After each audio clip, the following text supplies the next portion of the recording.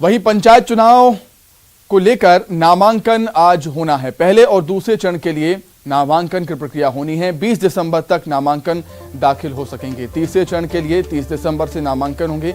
6 जनवरी तक नामांकन दाखिल कर सकेंगे। तो पंचायत चुनाव से जुड़ी हुई बड़ी खबर हम आपको बता रहे हैं। आज से पंचायत चुनाव को लेकर नामांकन की प्रक्रिया शुरू हो रही है। पहले और दूसरे फेज के लिए नामांकन आज होने हैं और 20 दिसंबर तक नामांकन हो सकेंगे। और तीसरे चरण की बात करें तो तीसरे चरण के लिए 30 दिसंबर से नामांकन होंगे और 6 जनवरी तक नामांकन दाखिल हो सकेंगे तीसरे चरण के लिए। तो पंचायत चुनाव 3 चरणों में होना है, पहले, दूसरे और तीसरे। तो पहले और दूसरे चरण के लिए नामांकन की प्रक्रिया आज से शुरू हो रही है। 20 दिसंबर तक नामांकन हो सकेंगे पहले और दूसरे फेज के लिए।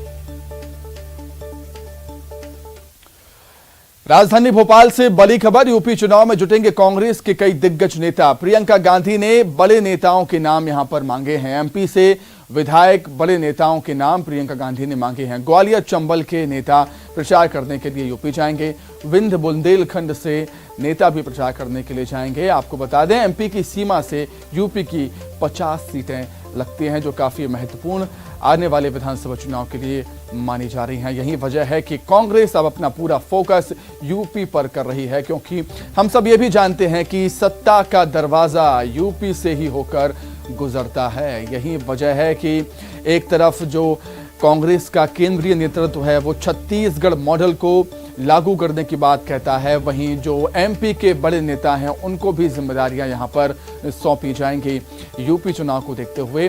तो जो यूपी चुनाव में कांग्रेस के कई दिग्गज नेता जुटेंगे प्रचार के लिए। प्रियंका गांधी ने नेताओं के नाम मांगे हैं।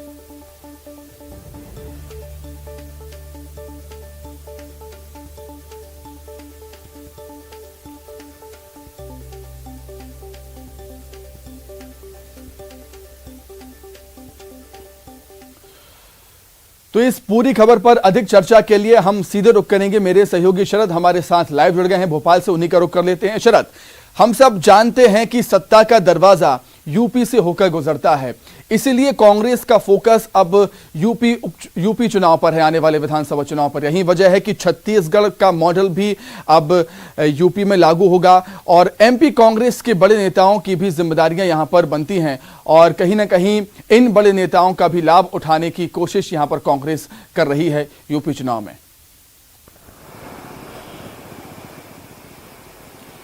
देखिए, यूपी चुनाव में कांग्रेस की स्थिति कितनी मजबूत है या होगी, ये एक सियासी चर्चा का विषय हो सकता है, लेकिन रणनीतिक तौर पर अपना दम दिखाने के लिए कांग्रेस पूरी रणनीति बना रही है। प्रभारी जो महासचिव है प्रियंका गांधी, वो पूरी स्ट्रेटजी वहाँ की तैयार कर रही हैं और उन्हीं की ओर से ये बात सामने आई है कि मध्य प्रदेश से भी कुछ नेताओं के नाम मांगे गए हैं, जिनमें सीनियर विधायक हैं, कुछ पूर्व विधायक भी हैं, लेकिन वो सीनियर लीडर हैं, उनके नाम मांगे गए हैं।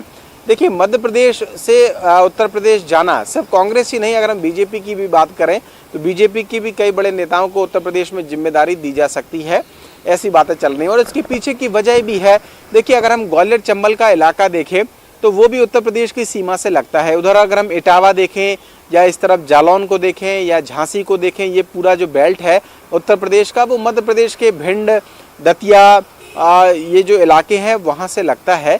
एक वो इलाका, विंध्य की अगर हम बात करें तो इलाहाबाद, चित्रकूट की बात हो गई। इधर रीवा जो इलाका है, सतना का इलाका है, वो भी वहाँ उत्तर प्रदेश से लगता है। बुंदेलखंड के तो महत्वपूर्ण इलाके है ही, बुंदेलखंड का आधा हिस्सा यूपी, आधा हिस्सा मध्य प्रदेश है ही।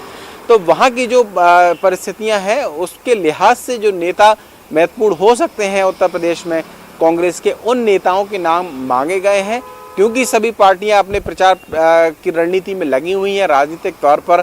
तो किन नेताओं को क्या जिम्मेदारी दी जानी है ये तय किया जाएगा, लेकिन कौन कौन जाएगा और कितने लोग जाएंगे ये अभी प्लानिंग की जा रही है। और जो जानकारी सामने आई है उसके मुताबिक खास तौर से जो ग्वालियर चंबल का इलाका है मध्य प्रदेश का, बुंदेलखंड का इलाका और विंध्य का जो इलाका है, वहाँ के कुछ बड़े जो विधायक हैं वो और कांग्रेस के कुछ जो सीनियर लीडर्स हैं उनको उत्तर प्रदेश में कांग्रेस इस्तेमाल करेगी चुनावी जो प्रचार है, जो रणनीति है उसमें। तो अब देखना होगा कि उत्तर प्रदेश की जो राजनीति है आने वाले दिनों में जब चुनाव होंगे तो कितनी और दिलचस्प होती है। लेकिन उस राजनीति में मध्य प्रदेश के चेहरे नजर आएंगे, ये अब एकदम साफ है।